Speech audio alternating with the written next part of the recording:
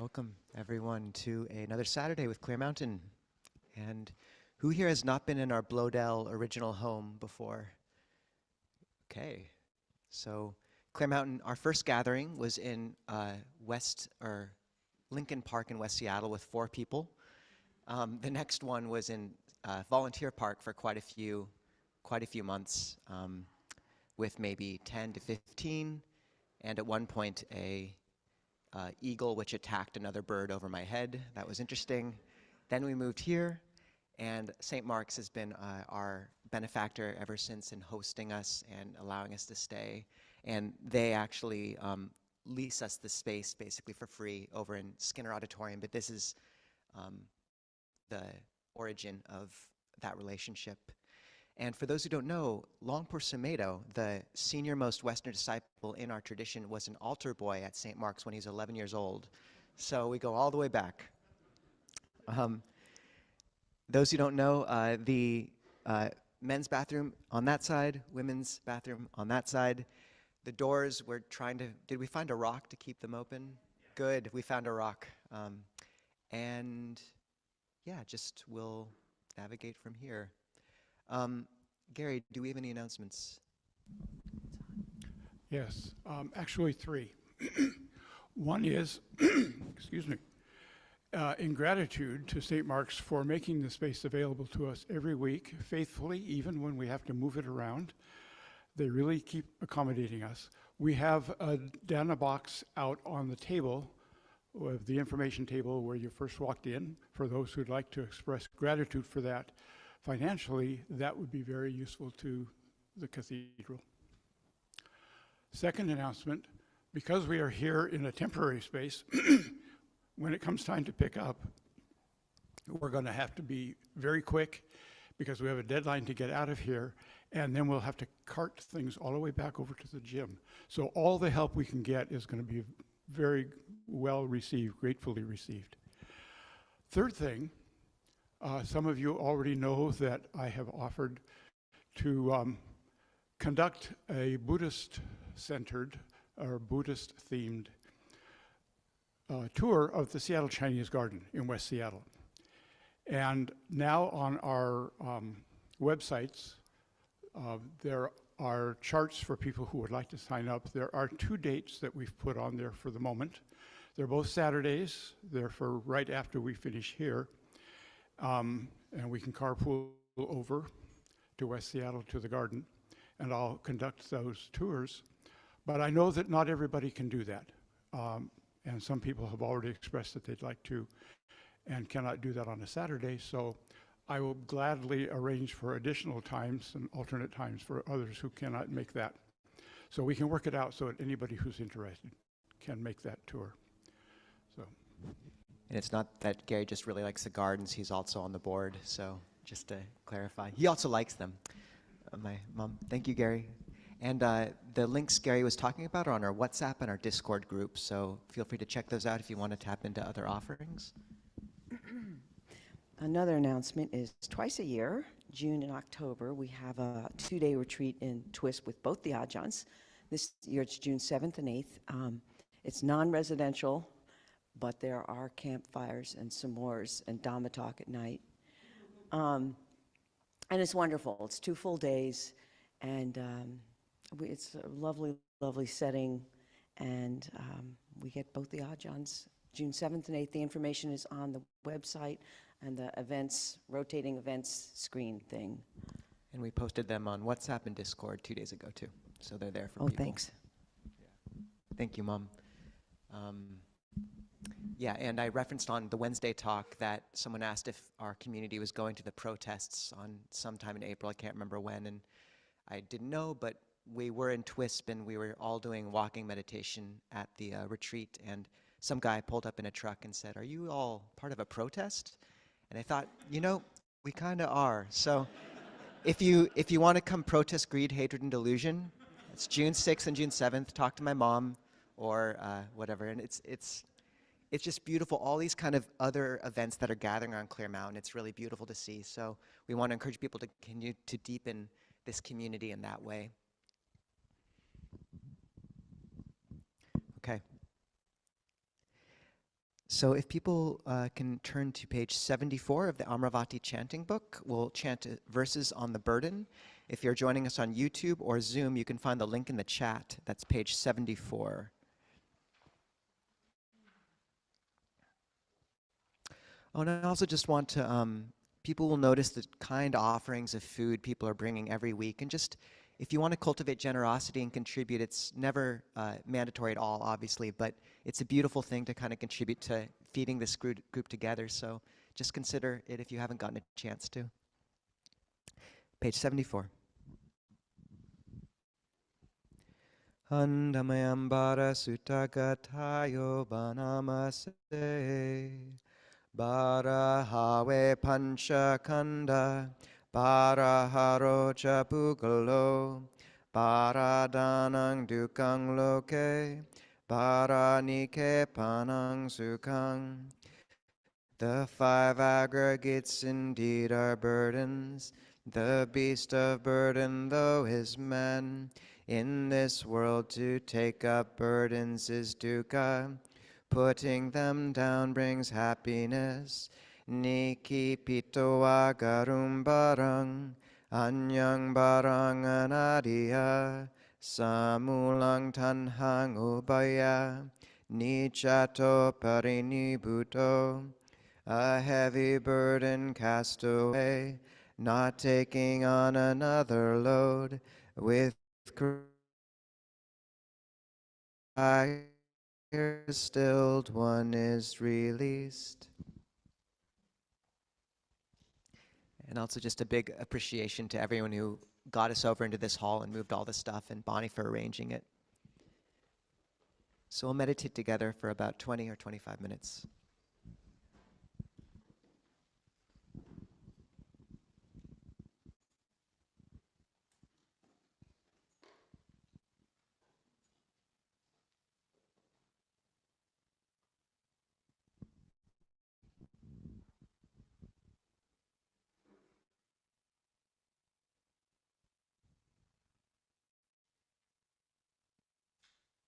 So as usual, begin by setting the body upright. Drawing in the lower spine slightly to balance the vertebrae on top.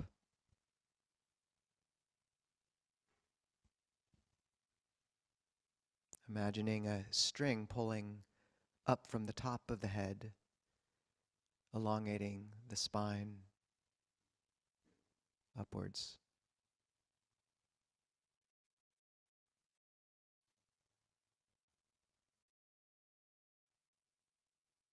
Lower the chin slightly.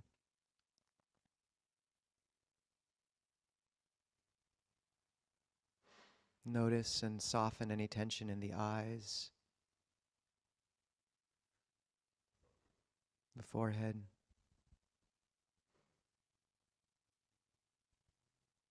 the jaw,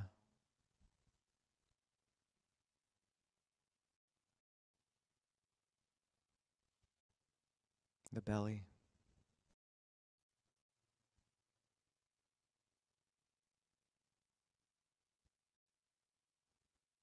Just allow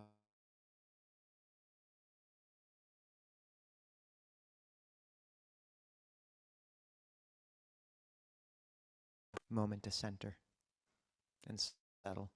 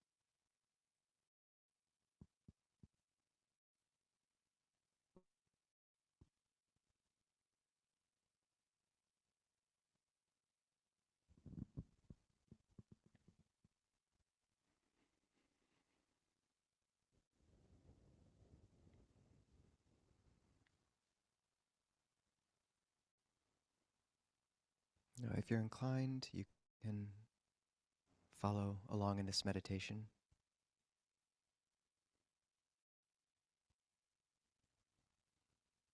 Divide the body into two chambers.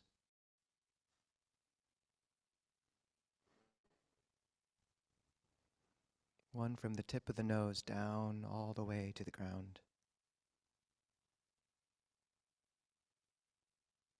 And one from the tip of the nose up above the head, two bubbles of awareness.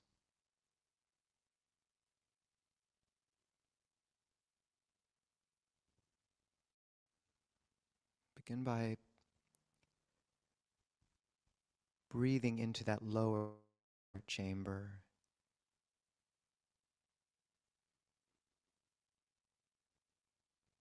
Imagining the awareness circling down the front of it into or to the ground, and then circling back up the back of the body until it brushes the nose and then down again. Exhale down, inhale up.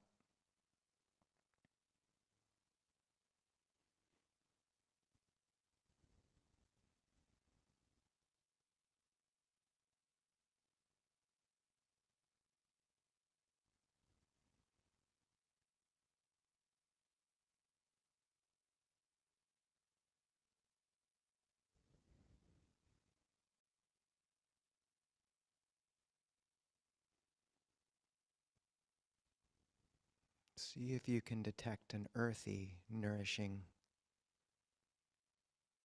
energy.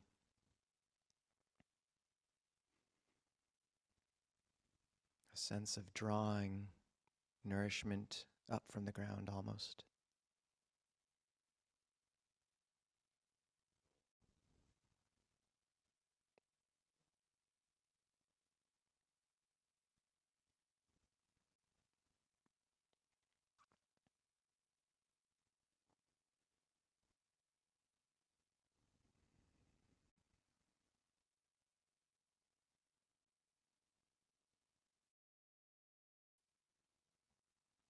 To keep a clarity of awareness, you can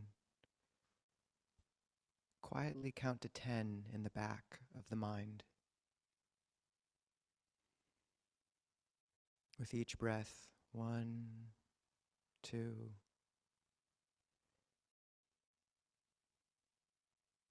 You don't have to foreground the counting in a jarring way, but more just knowing in the back of your head roughly the count of 10.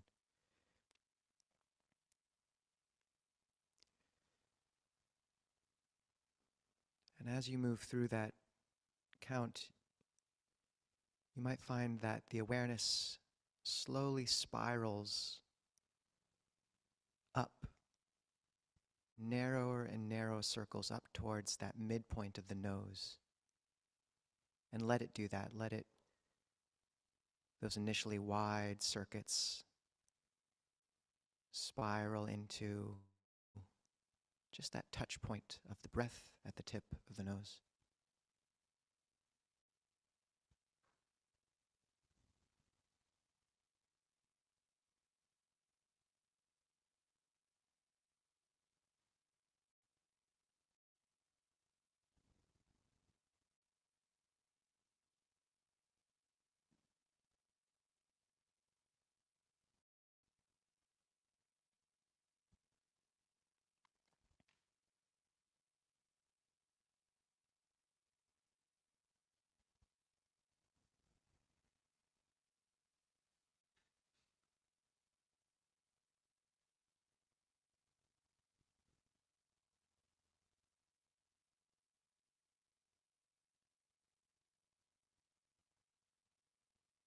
After roughly a count of 10,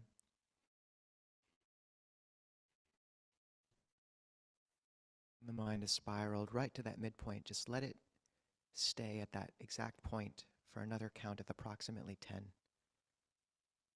Right there at the tip of the nose, following the breath.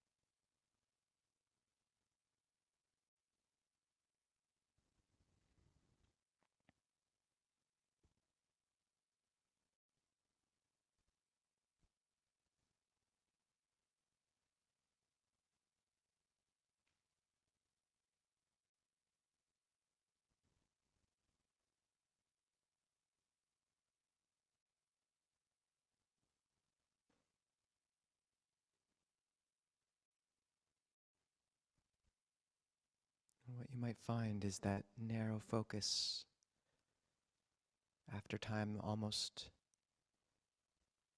initiates what feels a bit like a fusion reaction where suddenly the mind might begin to feel inclined to expand and brighten up into the upper chamber. And let it spiral up into wide spirals up above the head into that upper chamber, up the back, down the front, touching the nose. Exactly a mirror image of how you did in the lower chamber.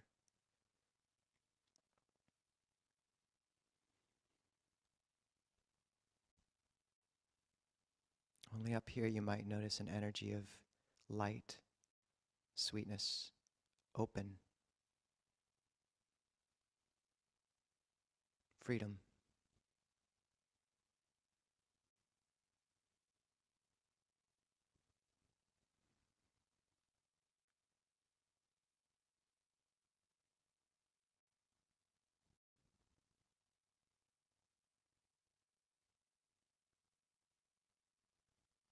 You can relax and release into that again for approximately 10 breaths,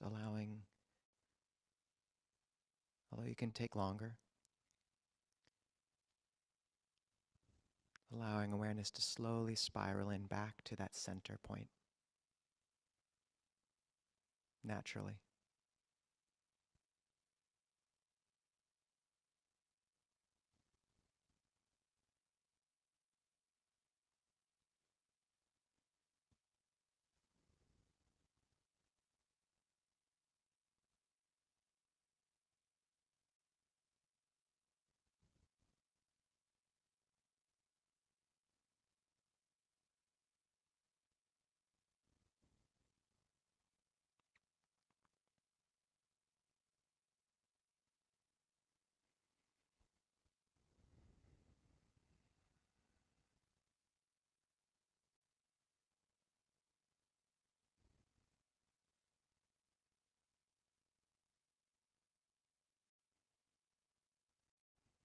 And when it naturally is settled back to that center point, then just relax tension and allow the mind to gently follow the breath right there at the nose. Whenever you notice any points of tension in the face arising, just release and allow the mind to settle back into that one point following. That's your home base. As long as you want to stay there, you can.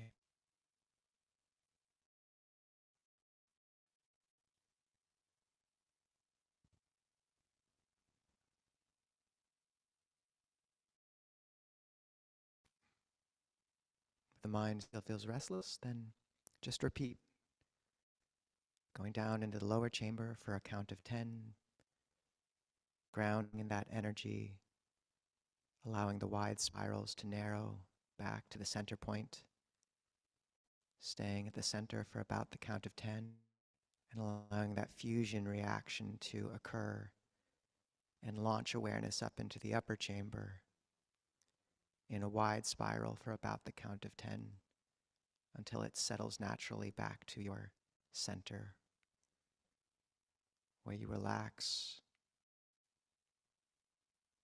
Just softly follow the breath at the nose as long as it feels calming.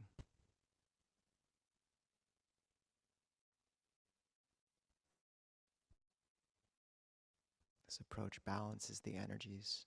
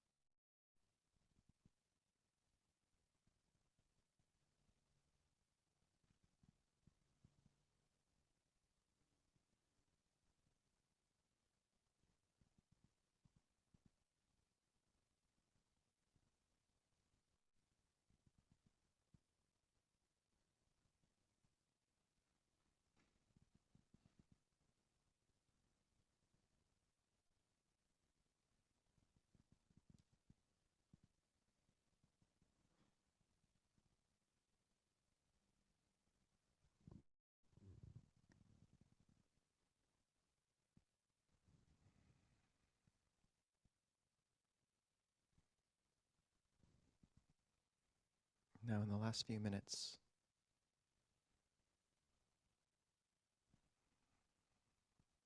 find that point of the breath at the nose and move it slightly down. Not to exactly where the heart is to the left in the body, but rather the heart, what's referred to as the heart chakra. So just slightly down, a little above where you might imagine the heart physically is, center of the body. And see if you can find there a sweetness of metta, loving kindness, waiting for you.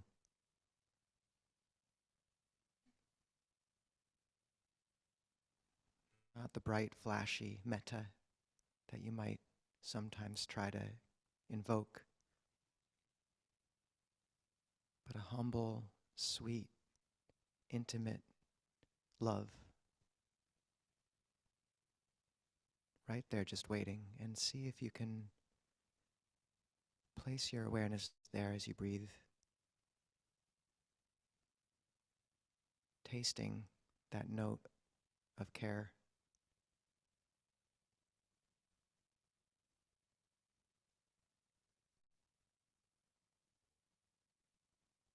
Holding yourself in it, and then holding all those here in that same sense of loving kindness.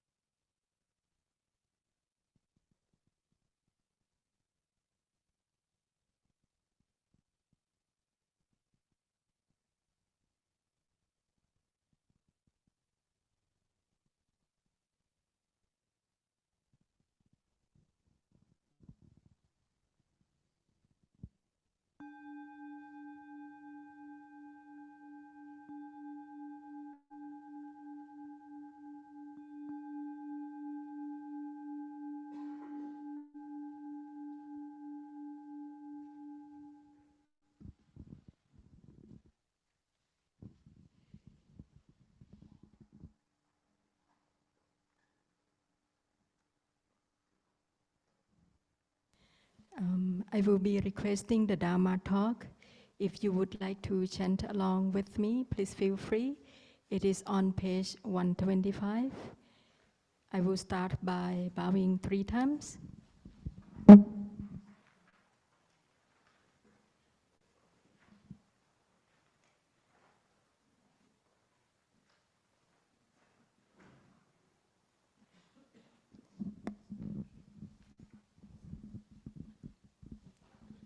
One 24, sorry.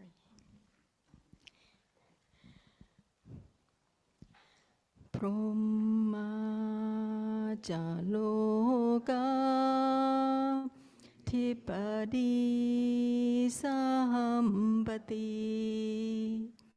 Gad Anjaliyanan Tiwarang Ayajatha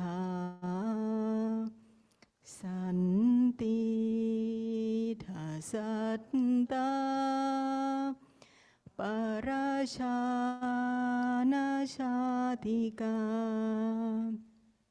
Tese Tu Dhammang Anukam Pimang Pachang.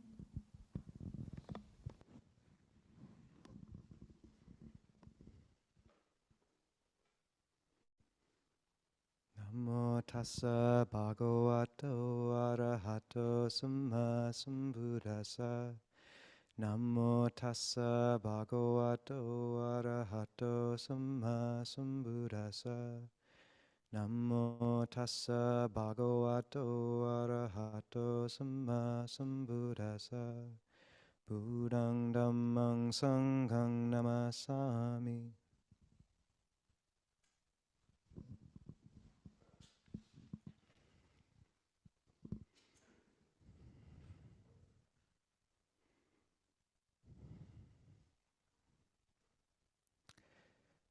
So one of the questions that comes up often in Buddhist circles is, if we Buddhists don't believe in a self, what gets reborn? And the Buddha put aside this question. Heraclitus said, we never step into the same river twice. And I think the Buddha would go one step further and say, we never are the same river twice.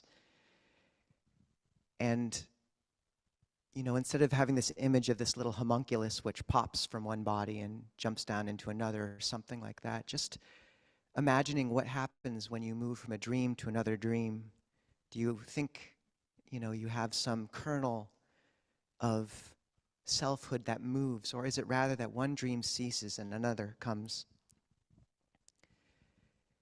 And a phenomenology as radical as the Buddha's is hard to get our minds around. This idea that experience, rather than being crystallized by a central subjective entity, is rather a unceasing flow of conditioned phenomena coming and going. If you want to know what gets reborn or what rebirth is like, just look at your mind now, and then in the next moment, and then in the next. This is rebirth every single moment. And it's not that we don't believe also, at least us monks, in rebirth life to life, but you can see the process right now. And Ajahn Jayasara was asked, what's the Pali word for experience? And we don't have one exactly. What we have is the 6 sense bases and the 5 khandhas. Who here has heard of the khandhas before? Good, yes. So these are the focal points of identity that the Buddha laid out, and they are each processes. They are an acknowledgement by the Buddha that experience is an unending shift of one experience arising in consciousness and the next ceasing, and then arising and ceasing. And the khandhas are the words, the groups that we use to speak about that constant movement of experience. And often they're translated as the aggregates, which if you aren't part of Buddhist circles, is probably a word you've only heard in reference to cement. So it's a bit of a technical term, but the khandhas mean these heaps.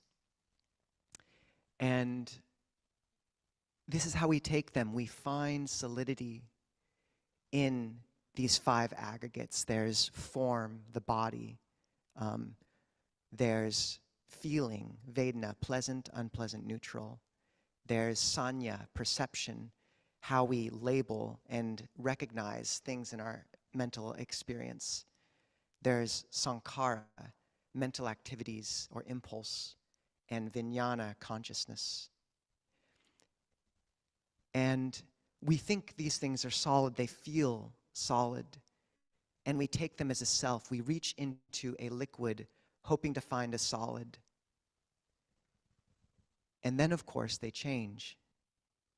And the body shifts and decays or sickens, and our feelings about something shift. Our perceptions of a certain person or loved one change. And because we've tied our hearts to this, because we've posited self into these aggregates, when they break, when they change, our heart breaks and changes too. So it's worth noting that the Buddha also, the word aggregate can mean an aggregate of flame. It's moving, dancing process dependent on fuel of craving. And when the Buddha defined these aggregates, he talked about them as processes of experience, a radical phenomenology. He said, what is form? Why do we call it form? Because it is deformed. Deformed by what? By cold, by wind, by burning and creeping things, by impulse and impingement from the outside world. Feeling, why do we call it feeling? Because it feels. What does it feel? Pleasant, painful, neutral. Perception, why do we call it perception? Because it perceives. What does it perceive? Blue, red, yellow colors. Just as an example. Mental formations, sankhara, why do we call them mental formations? Because they form, because they fabricate. What do they fabricate? They fabricate form for the sake of formness, feeling for the sake of feelingness, etc. And we'll go into that in more depth in a second. Consciousness, why do we call it consciousness? Because it cognizes. What does it cognize? Sweet, sour, bitter. And it's not there that the Buddha's constraining perception to just color or consciousness to just taste, but in the Buddhist time, sight was considered a very active sense base. So perception goes out and labels enemy, friend, loved one. It's very active. Whereas taste was considered passive, so consciousness receives. But what's to note there is that all of those are processes. They're changing constantly. And the Buddha's point was that we take these things as burdens. The beast of burden is a person, as we chanted. But that if we see them just as these ever-changing processes, then instead of constantly reaching into this water and watching it slip between our fingers, we acknowledge that the khandhas, this personality, this form, this identity, are just this much. And they'll shift. But if we have a refuge that's deeper, then we can use them to participate skillfully in the world, and they become tools on the path. Ajahn Jeffs gives the analogy of we take this burden of bricks that we've loaded on our backs and we turn them into the road. We lay the road in front of us to awakening using these aggregates.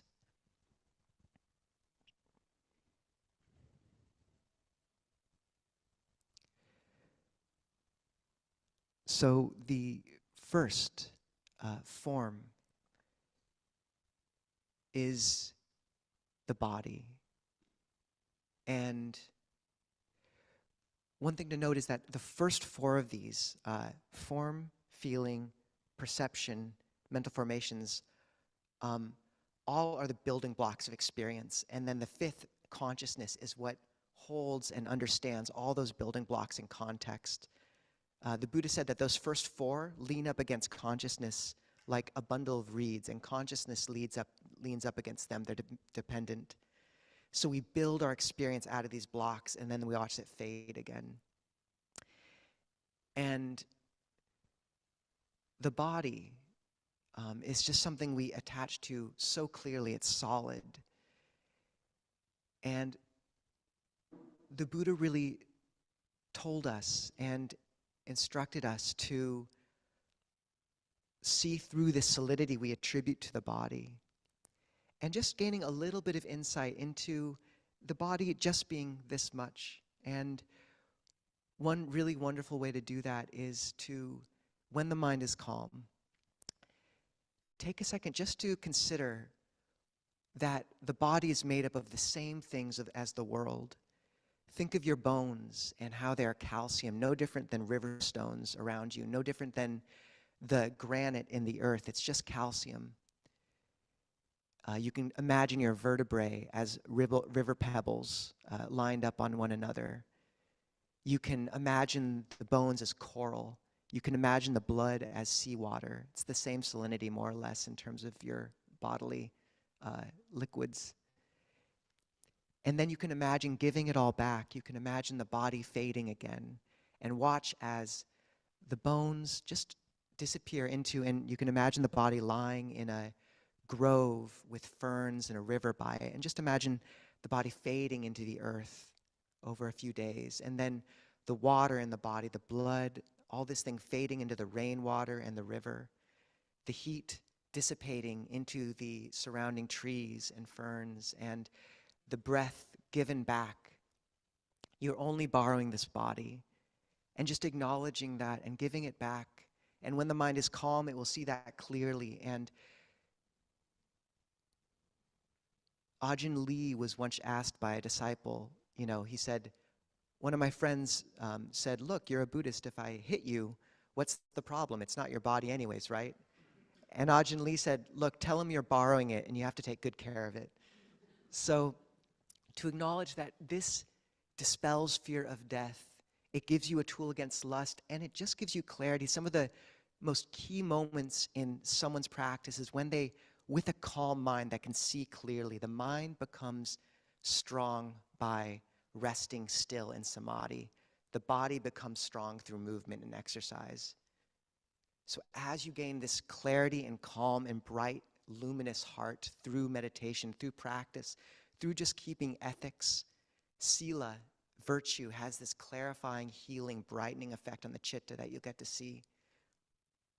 And when the mind is bright, it can finally see clearly. Before then, it will not be willing to. So when the mind is calm, imagine the bones, imagine the blood is just rainwater. Understand that most of the earth you see around you has been the bones of other animals before. This is just an exchange. The earth doesn't have people on it. The earth is peopling. We're coming up and going back. That's it. We're just borrowing this. And that insight is so powerful that sometimes it can lead to stream entry. As many of the Kruba Ajahns, the teachers say, it's often breaking through that conduit is so powerful. It often shatters the sense of self and allows a glimpse of something much deeper. This mantle of clay, when let go of, allows the chitta to brighten and rise, the mind to brighten and rise. And you can just see your attachment to the body sometimes, like if you, often use the analogy or the example of when you get bitten by a mosquito. And it's not that bad, but there's a sense of kind of indignation, like how dare it? And just notice that subtle sense of self that pervades the whole body. And when you let go of that, it's such a gift because we judge ourselves and others by their bodies so much. Old, young, pretty, not pretty. And if you can see detached from that veil of the body just a little, then you see we're all just wearing, it's just the heart wearing these strange clothes, these mantle of clay. And you get to see people's hearts more. It's a gift to others to see through the body. And the body, the Buddha compared the body to a lump of foam on a river. You know, you think of a lump of foam, it looks solid, but it's just composed of all these little bubbles. And similarly, the body, it's just skin, hair, calcium, nothing more. So let it go. And this is how you detach. And as each of these aggregates comes into your experience, you can label it. Oh, that's me feeling the body. That's me becoming attached to the body, taking it as self, me and mine. And if you can do that, labeling the aggregates as they come into experience, you distance yourself from them. Jung said, that which we do not acknowledge becomes our destiny. And when you bring something into awareness as an object of awareness, you don't have to implicitly, subconsciously tie your heart to it anymore. You have a sense of a little bit of distance.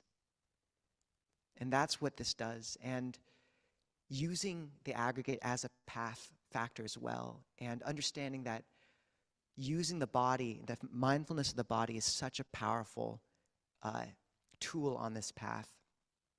If you find anger arising, just come into your elbow. Your elbow is never angry, or very rarely. Come into your feet. One of the interesting things is in the Abhidhamma, there's 4 unwholesome factors that accompany every unwholesome mind state. Ahiri anotapa, so non-conscience and non-concern, a sense of shamelessness basically.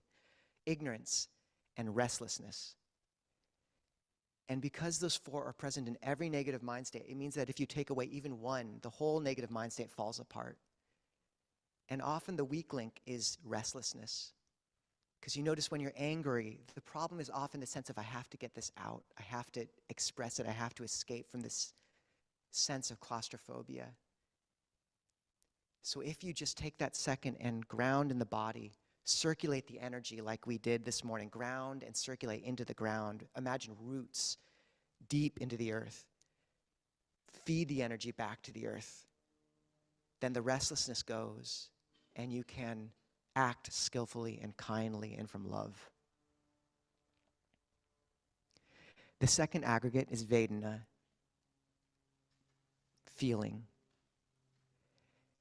And the Buddha compared feeling to a water bubble after a raindrop hits the surface of water. And as with so many of the Buddhist similes, there's such depth and pristine clarity that comes from the awakened mind. You can see there, because a water droplet is the sense impression, a raindrop, and then our response to the sense impression is this bubble, and it's ephemeral, it's glistening, it's colorful. You know, if light catches on it, there's this play of color over it. But it's nothing really. Pleasant, painful, neutral. And yet so much of our experience originates just from this need to run to the pleasant and run away from the unpleasant. Most of our activity in life is running from suffering. Try lying still, try standing still, try sitting completely still for half an hour, and you will begin to suffer.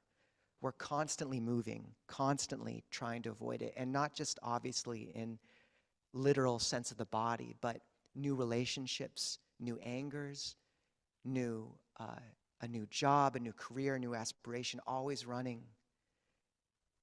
And this is why the Buddhists talked about the weak link in dependent origination of suffering is between feeling and craving. That if you stop and say, oh, this is an unpleasant feeling, then you don't have to begin to crave and run and proliferate and act from that. You just know, unpleasant feeling. And the Buddha talked about this as a way of dealing with aversive words, hateful speech. He said, one should think, an unpleasant sound has hit the ears, and this is unpleasant. That much, that's all. When someone praises you, a pleasant sound, this is pleasant. And when I'm angry, sometimes instead of trying to unravel the whole narrative, all right, I'm supposed to be a good Buddhist, that's not being a good Buddhist. I've had this argument with myself in the shower like 20 times already, it's not going anywhere. Just noticing unpleasant feeling, unpleasant feeling. And the Buddha said that feeling, Vedana, is the meeting place, and it's where compassion is hiding. So when you see someone acting in ways that seem hateful, difficult to understand, trace back to the Vedana, trace back to their suffering. Where is this coming from? And we've all had that experience of being baffled by why a spouse or a coworker or a political leader is acting the way they are. And then you learn from the spouse or the coworker or whatever, something that's going on at home or something from their childhood. You learn about the originating wound of dukkha. And there's that sense of like, of course they're like this. If we truly understood one another, we could never be angry, not for a second. So coming back to your own Vedana and others, it's the grounding of compassion. It's the weak link in the chain of suffering. And then to know there's a wonderful discourse in the Majjhima Nikaya where there's a Arahant Bhikkhuni, the foremost in espousing Dhamma, Venerable Dhammadinna, and her former husband, the merchant Visakha, who is a non-returner, also slightly enlightened. A good couple, but not a couple at that time. And they're having a discourse back and forth, and Venerable Dhammadinna says, pleasant feeling is pleasant while it remains, and painful when it changes. Painful feeling is painful when it remains, and pleasant when it changes. Neutral feeling is painful when experienced without awareness, and pleasant when experienced with awareness. Take that in. If we understood that truly, all feeling loses its power. Pleasant feeling is just pleasant as long as it remains pleasant, and then it switches to pain when it changes. It's the two sides of the same coin. If you grab and attach to one, the other will come. And often, a good mantra is if you begin to see yourself buying into something, chasing after something, just say, oh, about to suffer, about to suffer. Ajahn Jeff says we should have a bumper sticker that says, expectations are pre-planned resentments. And it's not that we give up all feeling. This is a path of pleasure, but refining pleasure. We trade the taste of dessert and sugar for the taste of fresh snow. That sounds like a terrible trade right now, but it's good in the long run. And understanding that we are moving towards more refined vistas of happiness. The Buddha said this path is beautiful in the beginning, beautiful in the middle, and beautiful in the end. And it just takes time to set down the old forms of pleasure and have faith enough to wait until the new forms of love and brightness come into the heart. We have to release our white-knuckled grip on that which we've clung to allow the hand to fill with sunlight. And that's not easy. It's why the Buddha said patient endurance is the supreme quality, because to hold still our palsied shaking long enough to let the brightness, the eyes adjust to a new form of happiness takes real care, real poise. But happiness and a greater happiness rests on the other end of that dark valley, a hidden majesty of spirit, and you see it. Vedana, feeling. The third the Buddha talked about is cognition, sanya, perception. And perception is how we label and identify something. Friend, enemy, even an object at its most basic, table. And in the Madhupindika Sutta, the honey ball, the Buddha says, with the meeting of the eye, sense consciousness, the eye forms, and consciousness, there's contact. With contact as condition, there's feeling. What one feels, one perceives, sanya, cognizes. What one perceives, one thinks about. What one thinks about, one proliferates on. And then based on those proliferations, categories of proliferation assail and attack one. They turn on us. Our own creations turn on us. But notice in that progression, that crescendo, there's no personal pronoun at first. With feeling as a condition, there is perception. What one perceives, one thinks about. The personal pronoun, me, mine, I, enters at cognition, perception. We bind ourselves through perception. Because when you label something as other, enemy, friend, lover, hated, ally, you give it a valence and you distinguish yourself from it. And you bind yourself to a solidified form of reality. Perception is what's constantly crystallizing this vortex of change into discrete blocks. This, that, him, her. And to note that if you can see how shifting perception is, just complicating it, that notice the power of perception. Notice, and many people have this experience of being on retreat. And over the course of 3 or 4 days, you'll find one person who you really don't like them. They breathe loudly. They should know not to chew like that. They took the last brownie and you were next in line. And by the end of the retreat, you just really, this guy, you know? And to really first, a very common experience is after the retreat, you'll actually talk to the person and you'll be like, huh, well, they're really lovely. You know, that was weird. That was really weird. And the other is also to value, because there are some people who do breathe loudly and do take the last brownie. And what I remember always is those people are taking on the annoyance of everyone at the retreat on themselves so that it doesn't spray off to everyone else. They are the martyrs of the retreat, because if they weren't doing it, you would be getting someone's aversion. So have gratitude for those people in your midst. They are noble in their own right. But just noticing that shift in perception, noticing how after one exchange, your perception of someone as a friend shifts into something totally different. And when that sense of enemy comes and anger, complicating that, consciously turn your mind towards the good in someone when the negative manifests, when you're justifying the anger. Him, how could he possibly do that? Think of the good things they've done.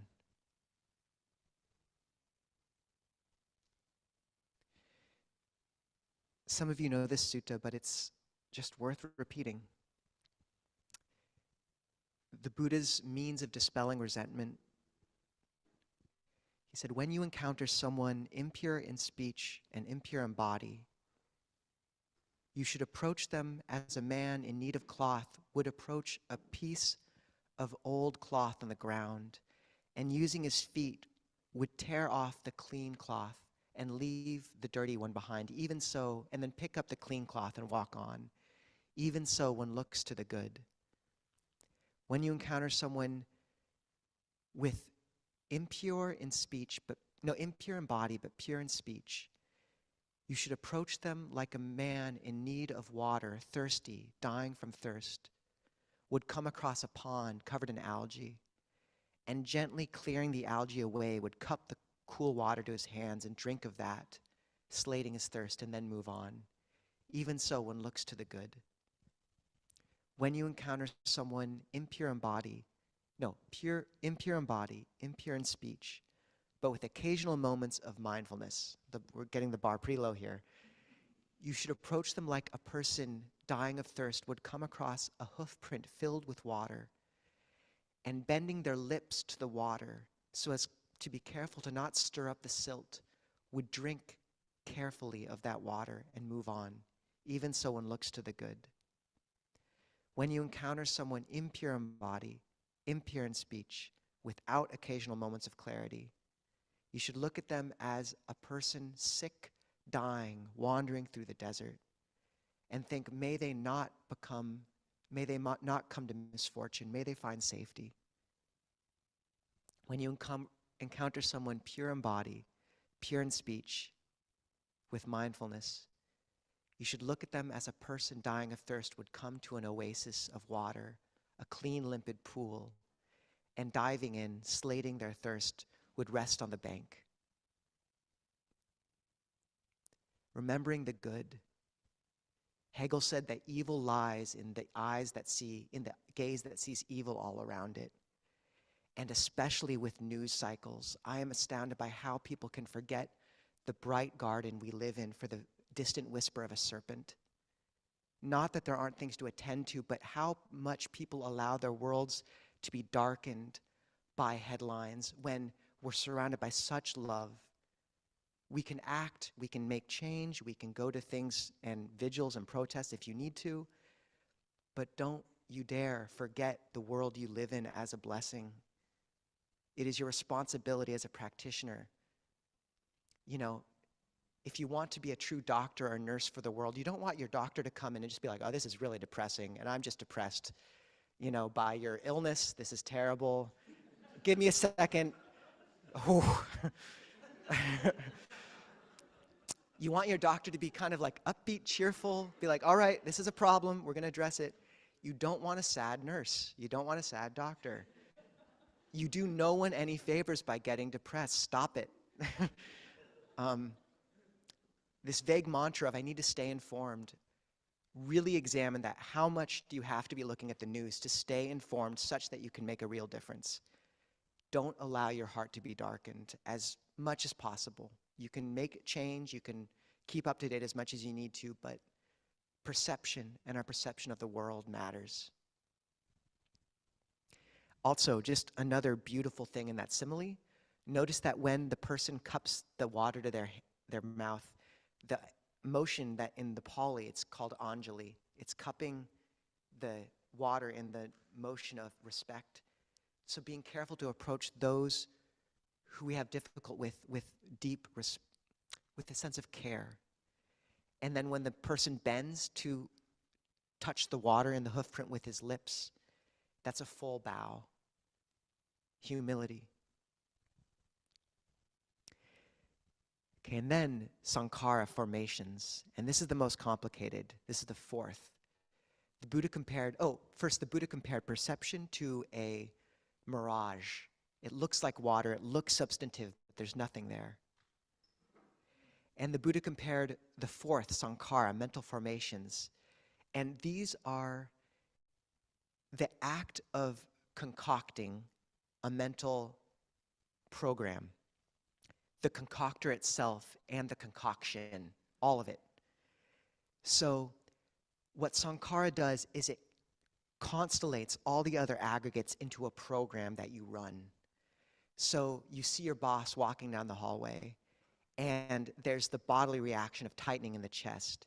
There's the negative Vedana feeling of unpleasant, really unpleasant. There's the perception, enemy, boss. There's a whole host of memories that come up of this person again, just like last time. How is it going to be this time? This is the whole program running. This is Sankhara. It brings all the aggregates together into an experience that feels solid and has momentum and impulse and power. And the Buddha compared it to a plantain tree, a banana tree, where there's no heartwood. Who here has cut a banana tree before? This is going to be interesting. 3, good, that's actually pretty good. It's rare, but there's no heartwood. It's just like an onion. It's just a bunch of leaves wrapped around each other. And that's all Sankhara is. It looks so solid. It has such momentum. But if you notice each piece of it, oh, this is Sankhara manifesting. This is negative feeling. This is the perception. It fades. It falls away. And to let that happen. And to notice that as Sankhara in Sanskrit means a sacred ritual, a sacred formation. And that's much of what this path is putting aside our fraught and damaged and clumsy programs and turning each formation, because we don't have any choice but to create these impulses until we're enlightened, but to make beautiful ones intentionally. How can you create impulses in your life which are sweet and beautiful and sacred? Bowing every morning, meditating every day, program your life. And I find with Sankhara, it's especially relevant at family dinners, family vacations and family dinners, or with loved ones. Because with most people, you can see the distance between yourself and another, but with family members, the tentacles of self have often wrapped so tightly you can't tell where you end and they begin. And to know that so often your one job in those situations is to not react as the program begins to run. And as you go back to the family, to the loved one, to the boss, you know the sankharas, you've been there before. You know this play, you know this movie, you've seen it 100 times. So rehearse it ahead of time. When the person says this, I'm not going to react, I'm just going to respond in this way or something. Prepare yourself and let that fall away into something that's less powerful. And what you'll notice is that as the sankharas come up again and again, driven by impulse, by chaitana, these are what create kama. If you don't react, they lose their power, and it can take years, and it can be discouraging when you keep seeing them come up. But to notice that after 1 year or 2 years, maybe you embarrass yourself, maybe you make a mistake, and maybe you realize where 2 years ago you would have berated yourself for days. This time it comes, but it fades faster. These sankharas lose their power. And you can miss that. I often think of sankhara as that little toy monkey with the symbols, and like the big bloodshot eyes. You can get so fixated when you see the monkey come up that you forget to notice that there's this widening space that the monkey exists in. This is a really weird simile. But noticing that the clockwork of suffering still can operate, but it's surrounded by such space. Ajahn Sucitta talks about mindfulness as hovering 1 inch off the ground. That 1 inch is everything.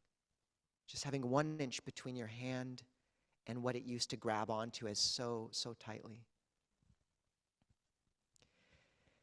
And then finally, consciousness vijnana, that holds and understands and intuits all of these. And the Buddha compared vijnana, consciousness, to a magician at a crossroads. It's constantly conjuring up this magic trick, and it's where we posit self. But consciousness is just arising in tandem with these building blocks and fading again. Rising and falling, 2 bundles of reeds coming and going. But consciousness can become bright and luminous. Ajahn Sucitta says 80% of the practice for the first few years is just brightening the heart, brightening the chitta. And resting more and more in that bright, luminous awareness which surrounds what used to be such a convincing mass of suffering.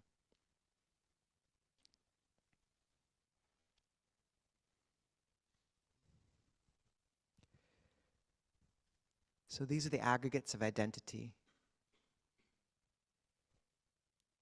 And the Buddha said that when we see through these, that's our craving to them disappears, and we can find awakening. We release our grip on them, and we use them at the same time as ways of navigating the path. And as we do that, we find a place beyond all of them. Probably it's something good to wrap this all up, but I can't remember it, so sadhu, thank you. Han Dhammayang Dhammakataya Sadhu Karang Kathamase Sadhu Sadhu Sadhu Anumodhami. Just a quick summary of those. Bhante Analayo says the body is where we are, feeling is how we feel, perception is what we perceive, sankhara is why we act, consciousness is whereby we experience. Where we are, how we feel, what we perceive, why we act, whereby we experience. So those are the 5 aggregates. Any questions on all of experience? So please raise your hand and we'll run a mic over to you. And if you're on Zoom, you can raise your hand as well. And Moffitt. I guess that experience covers a lot, so hopefully this question is right. My question is around changing others' behavior or instincts, something like that.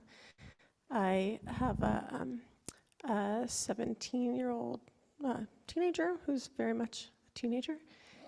And, as a Buddhist-leaning parent, I'm trying to certain things seem like they'd be helpful instincts for him. And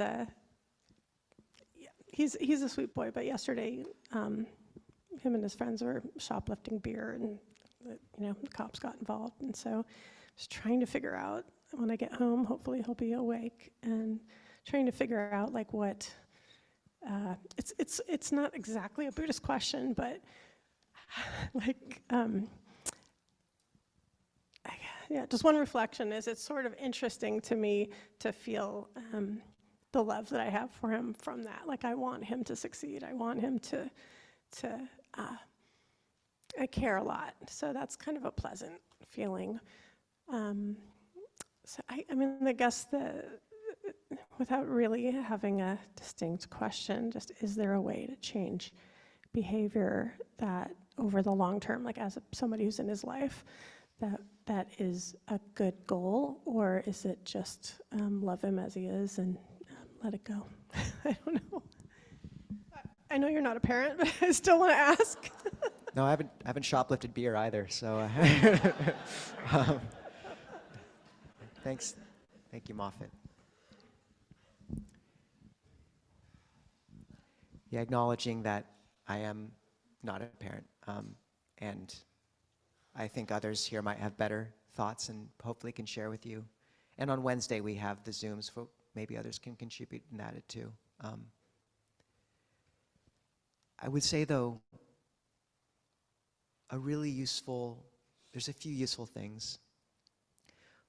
One is a requirement in the monastic code before we can give feedback to a monk is we have to ask permission, we have to wait for the right time, we have to speak skillfully, or speak truthfully, and we have to speak from a place of loving kindness. And that firewall is so helpful in any context, because the ability of someone to pick up even a slight splinter of aggression or irritation, it changes everything. And it's not actually, in the moment it might feel like, okay, you've shoplifted beer, your friends did, like I'm gonna be, annoyed. But actually, often if you wait an hour, 2 hours a day, like there's really a place in that space of time where there's no anger, actually, not even a little. And so waiting until that, then asking permission, just showing this deep respect for him as a human, as a person and an adult, because if you treat him like an adult more and more, maybe he'll step into those shoes to some extent, hopefully. I think I think that's a really important firewall for any relationship. I think it's unequivocally wholesome, unless someone's running into the road or something, like just save them. But then also to use, Marshall Rosenberg's nonviolent communication, the acronym OFNER, framing a conversation very explicitly, say, look, this is going to sound artificial, but humor me. Ajahn Kobilo and I use this all the time. Observation, feeling, need, request. And that paradigm, it sounds so artificial and kind of forced. It is so helpful for saying, my observation, you did this, I heard about it this way. My feeling, I feel worried, I feel scared, I feel like I want to be a good parent, I feel like I don't want to control you, I feel all these things, I feel worried you're going to pull back if I push too hard. It's all there. And then the need, I want to feel like I'm doing my duty as a mother, I want to know you're safe, I want you to be a good person, I want you to, my request is, just reflect back to me what you're hearing. And those 4 strata cover the whole conversation, and then have them move back to you if they're willing. And I really find so much of the conversation gets problematized when the observation level is being conflated with the feeling, and it's such a powerful way of communicating. So I think that's really worth bringing in, maybe. And then finally, just, to know that of those 4 Brahma Viharas, metta, karuna, mudita, loving kindness, compassion, sympathetic joy, the 4th of equanimity is in some ways the most profound, because it's giving someone love enough to give them the ability to make their own mistakes. Like as a teenager, it's probably part of growing up is having your friends shoplift some beer, you know, and like, maybe not, but like learning those, being willing, just that acknowledgement of, yeah, like you don't have to fix them right away. And the seeds you're planting through your being a good parent as an example will manifest over time. But once again, I'm not the best person for advice on this. How did all that land off it? Okay. It's good, it's good. Okay. I want him to be an adult. I want to treat him like an adult. And my instinct is to, you know, ground him and call the other parents. And like, I don't know if that's kind of, yeah. Yeah, so I think treating him like an adult to the extent that I can is helpful. So I appreciate that. It's funny if you have a skillful means, or we have a word for skillful means in Buddhism, upaya, and usually it's like the middle path isn't one or the other. It's like this slight middle ground with a twinkle in your eye. So like maybe there's something funny you can do. Like maybe every time you say, I really want to ground you, I know that's not wholesome, I'm going to ground myself for the next week. You know, or like something just silly and stupid, but like funny. You know, maybe there's an inside joke you have where it's like he has to watch like 5 chick flicks with you, you know, this week. That's his punishment. And like, you know, like I don't know if you like chick flicks. I do, or did. I can't,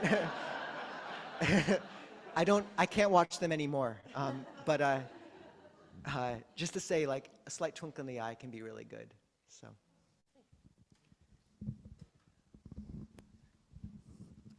Over here, I believe, was next. Joseph, I'm sorry, but I think we're going to open up space to others who haven't spoken as much this week.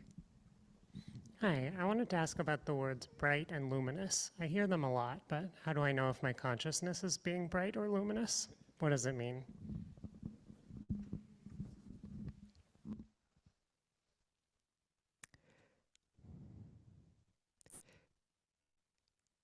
The Buddha just invoked the imagery of light all the time. He said knowledge arose, light arose, vision arose. And it's just one of the oldest pieces of imagery in humanity, and I think it's for a reason. Like when you see someone who's happy or virtuous, they seem bright. It just is the word. It's interesting because in meditation, if the mind becomes calm, often it will experience the light nimitta of brightness, but people can miss that because often they're looking for a ball of light, whereas it's actually the whole mental landscape becomes brighter, and you don't notice it necessarily unless you're looking. And it's the same in life. Like often we're looking for one thing that's like, okay, I'm improving there. What we don't notice is the whole scope of our life has brightened somehow. And so I'd say just watching for that quality, but to notice that brightness, loving kindness, spaciousness all go together. So maybe you don't notice as much brightness, but maybe things just feel more spacious somehow, more calm, a little more liberative, less claustrophobic. That's a good sign.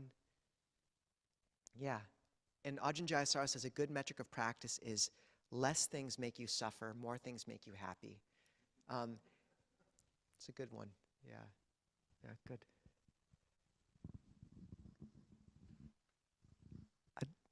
Milo or Al, does Alf have his hand raised?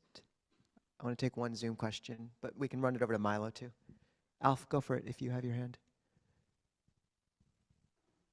Yes. Is that a hand? I can't see over the little sticker or the live thing. Oh, good. Go for it, Alf. You're muted, though.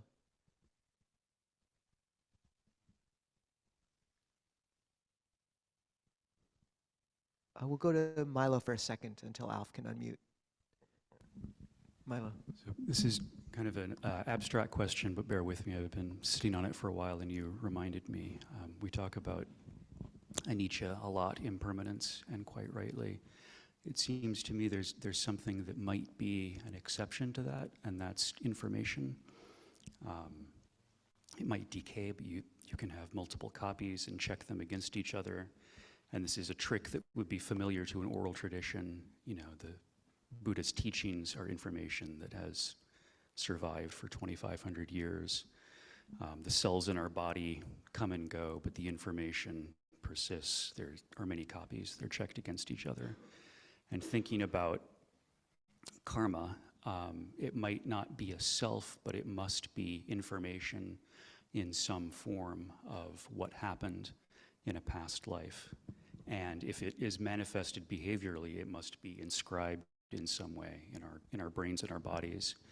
And so I guess the practical aspect of this is, if information is an exception to anicca, maybe it's not permanent, but if it's semi-permanent, is it so unwise to form an attachment to it?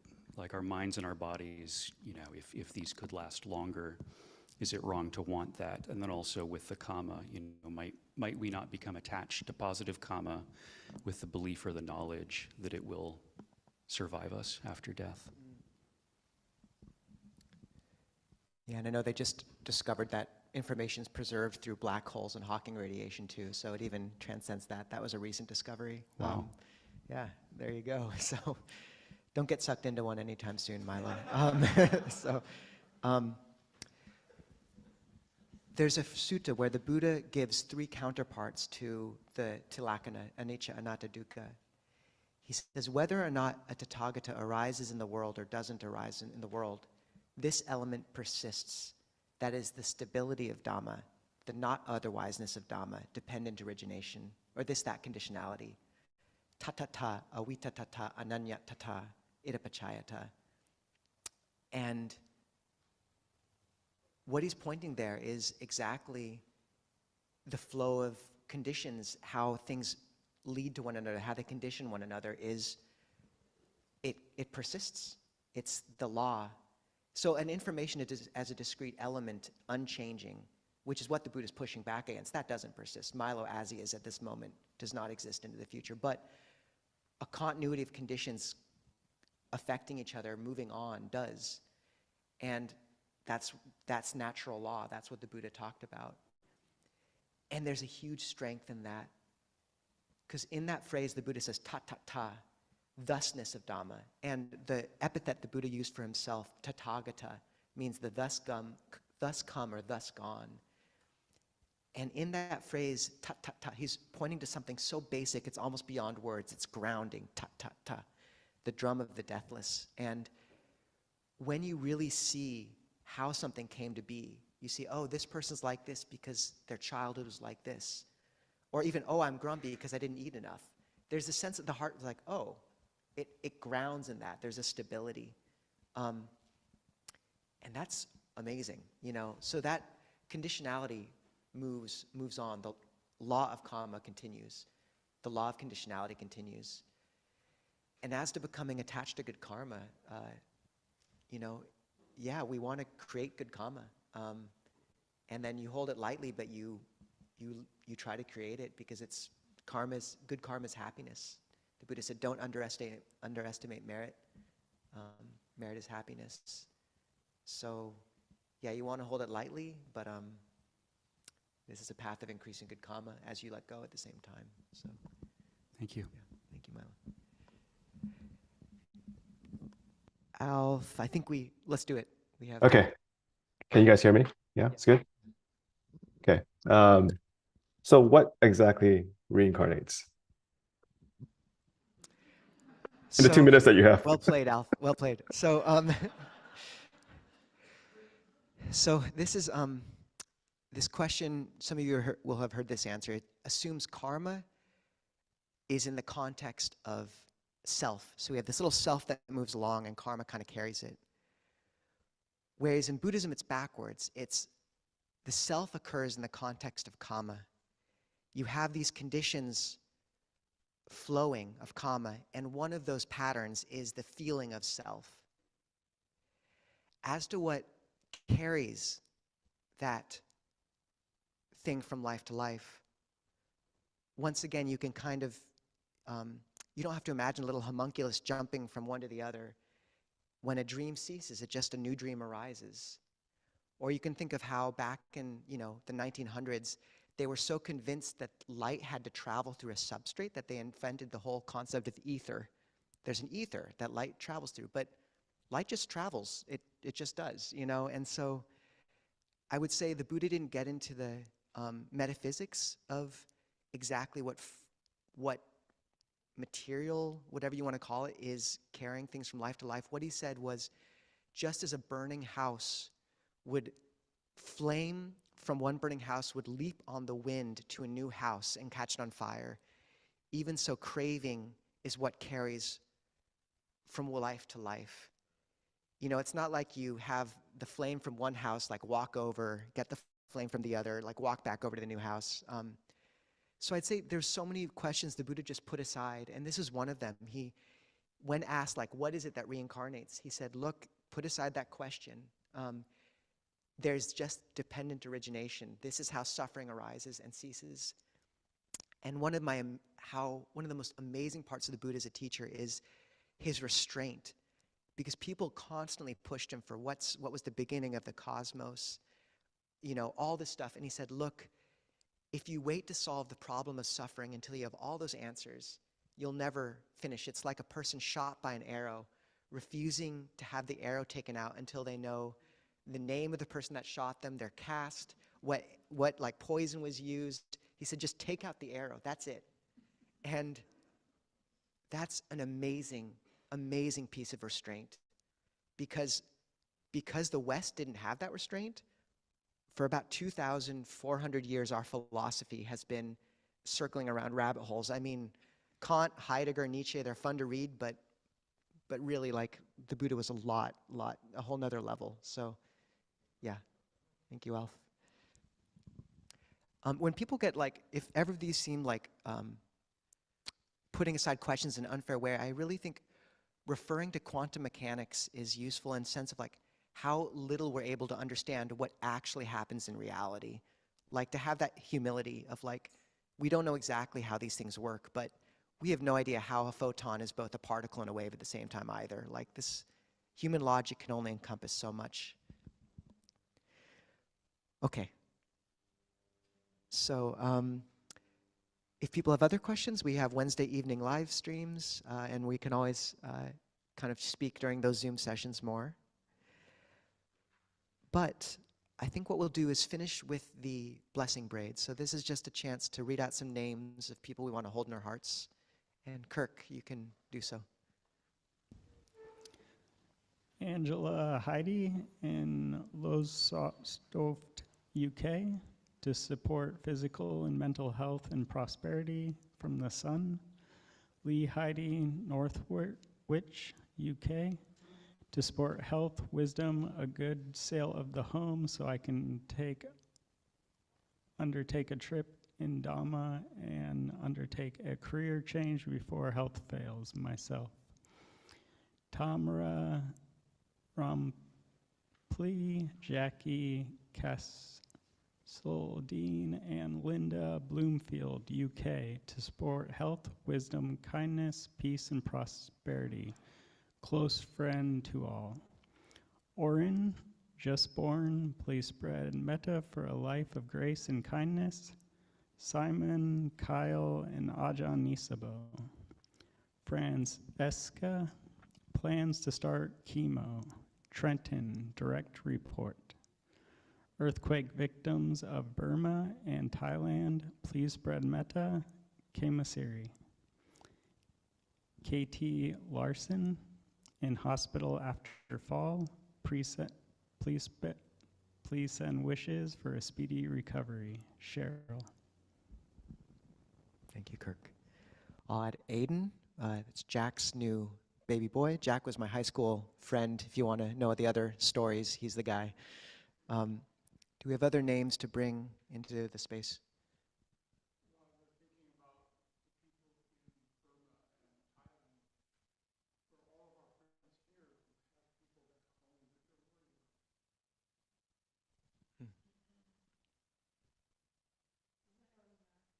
Larimer.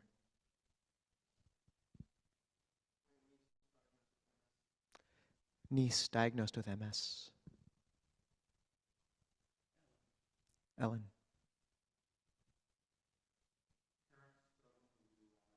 Parents struggling to be wise.